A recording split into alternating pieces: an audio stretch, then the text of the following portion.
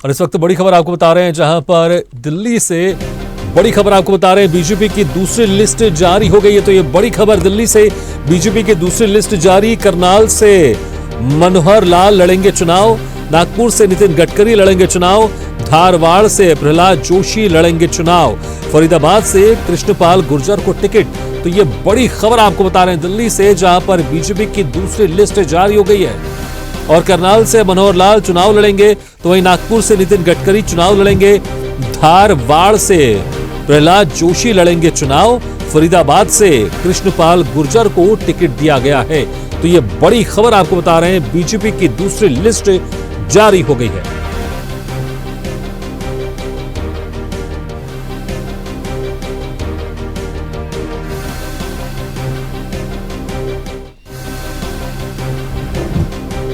तो ये बड़ी खबर आपको बता रहे हैं, जहां पर बीजेपी की दूसरी लिस्ट जारी हो गई है। करनाल से मनोहर लाल चुनाव लड़ेंगे, नागपुर से नितिन गडकरी लड़ेंगे चुनाव, धारवाड़ से प्रहलाद जोशी चुनाव लड़ेंगे, तो फरीदाबाद से कृष्णपाल गुर्जर को टिकट दिया गया है। तो ये बड़ी खबर।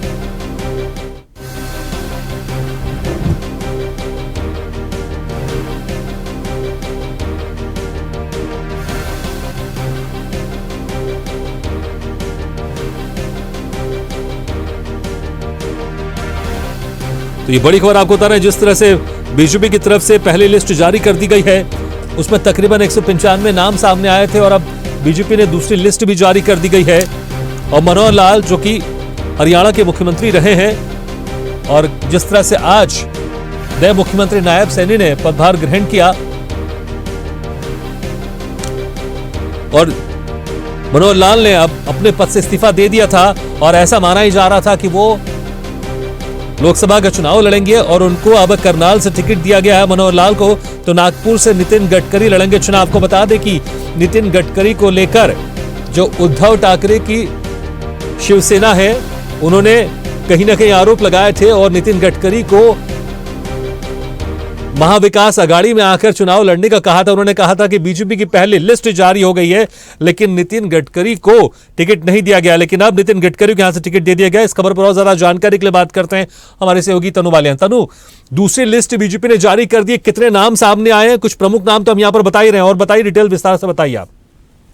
जी भागीरथ जी, मैं आपको बता दूं कि बीजेपी की दूसरी लिस्ट जो है वो जारी हो गई है। वहीं मुंबई उत्तर से पीयूष गोयल को टिकट मिला है, भिंड से पंकजवा मुंडे को टिकट दिया गया है, नागपुर से नितिन गडकरी को टिकट मिल गया है। वहीं करनाल की अगर मैं बात करूं तो मनोहर लाल को टिकट दिया गया है। वहीं पूर्वी दिल्ली से हर्ष मल्होत्रा को टिकट दिया गया है। इस वक्त जो लिस्ट जारी हुई है उसमें मनोहर लाल जो है वो करनाल से अब चुनाव लड़ेंगे। वहीं हमीरपुर से अनुराग ठाकुर जो है भागीरथ, वो चुनाव लड़ने जा रहे हैं।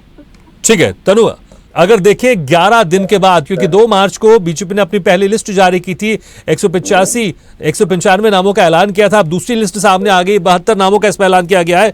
मनोहर लाल, जिस तरह से माना जा रहा था, क्योंकि वो पूर्व मुख्यमंत्री हैं, अब हरियाणा के मुख्यमंत्री रह चुके हैं, उनके बदले नायब सैनी को मुख्यमंत्री बनाया गया है, और उनसे विधानसभा का जो सदस्यता थी उससे भी उनको इस्तीफा दिलवा दिया गया था, और कंफर्म था कि वो लोकसभा का चुनाव लड़ेंगे, और अब उनको भी टिकट दिया गया करनाल से। वहीं नितिन गडकरी की बात कर ले, उद्धव ठाकरे ने नितिन गडकरी को महाविकास आघाड़ी में आकर चुनाव लड़ने के लिए कहा था। उन्होंने कहा था कि पहली लिस्ट में नितिन गडकरी का नाम नहीं है।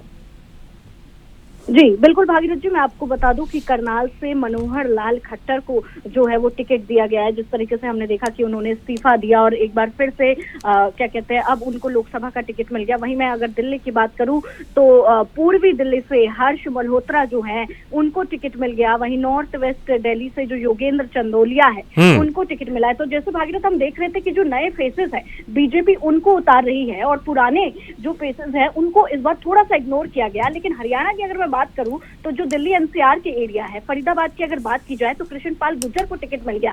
हालांकि इस बार ऐसा लग रहा था कि कृष्णपाल गुर्जर को टिकट नहीं मिलेगा, क्योंकि काफी जो ग्राउंड लेवल पे हमने भी देखा, लगातार हम भी खबरें दिखा रहे हैं, तो उनका वो दबदबा देखने को नहीं मिल रहा था। लेकिन एक बार ये बहुत चौंकाने वाला फैसला आया फरीदाबाद से कि कृष्णपाल गुर्जर को टिकट मिल गया। वहीं गुड़गांव से राव इंद्रजीत सिंह यादव को जो टिकट दिया गया है वो भी अपने आप में बहुत बड़ी बात है। और करनाल की जैसे कयास लगाए जा रहे थे मनोहर लाल खट्टर के, तो उनको भी टिकट मिला।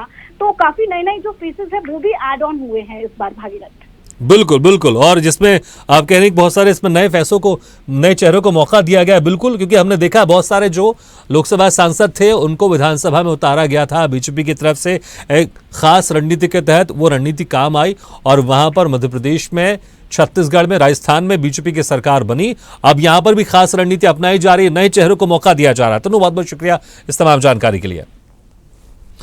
तो 72 उम्मीदवारों के नाम का ऐलान दूसरी लिस्ट में बीजेपी ने किया है, जिसमें बात कर लें दिल्ली में 2 नामों का ऐलान किया गया है। तो वहीं गुजरात में जो कुछ नाम थे 7 नामों का ऐलान किया गया, हरियाणा में 6 नामों का ऐलान किया गया है इस दूसरी लिस्ट में। कर्नाटक की बात करें, कर्नाटक में 12 उम्मीदवारों का नाम का ऐलान किया गया है, 20। और मध्य प्रदेश में जो 5 नाम बाकी थे उनके नामों का भी ऐलान कर दिया गया है। तो वहीं महाराष्ट्र में टोटल देखें हम 63, टोटल बात करें 20 लोगों के नामों का ऐलान किया गया है। तेलंगाना में भी 6 लोगों के नामों का ऐलान किया गया है। त्रिपुरा में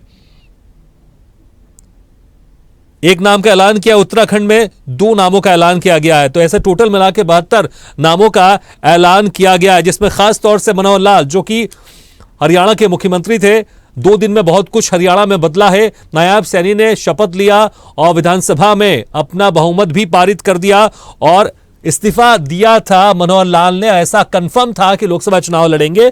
अब करनाल से मनोहर लाल जो कि हरियाणा के मुख्यमंत्री थे, अब पूर्व मुख्यमंत्री हैं, वो करनाल से लोकसभा चुनाव लड़ेंगे। तो वहीं अगर मध्य प्रदेश की बात करें तो मध्य प्रदेश में 29 सीटें हैं। 29 में से 24 नाम बीजेपी पहले ऐलान कर चुकी थी, 5 नाम बाकी थे। उन 5 नामों का भी ऐलान बीजेपी ने कर दिया है। इंदौर से शंकर लालवानी, उज्जैन से अनिल फिरोजिया, धार से सावित्री ठाकुर, छिंदवाड़ा से विवेक बंटी साव। यहां पर सबकी नजर थी कि छिंदवाड़ा में कौन होगा नकुलनाथ के सामने, क्योंकि लगातार बीजेपी यहां पर कोशिश कर रही थी, क्योंकि 29 में से 28 सीटें बीजेपी के पास है और 1 छिंदवाड़ा सीट कांग्रेस के पास है। यहां पर छिंदवाड़ा से विवेक बंटी साहू को टिकट दिया है बीजेपी ने। तो बालाघाट से डॉक्टर भारती पारधी को यहां पर बीजेपी ने टिकट दिया है। तो मध्य प्रदेश में पूरे 29 में से 29 उम्मीदवारों के नामों का ऐलान हो चुका है। पहले लिस्ट में 24 नामों का ऐलान किया गया था, दूसरी लिस्ट में जो 5 क्षेत्र बचे हुए थे उनके नामों का भी ऐलान कर दिया गया है। इंदौर, उज्जैन, धार, छिंदवाड़ा, बालाघाट, ये 5 नाम जो बचे थे, आज दूसरी लिस्ट में यहां पर लोकसभा क्षेत्र के उम्मीदवारों का भी ऐलान कर दिया है बीजेपी ने।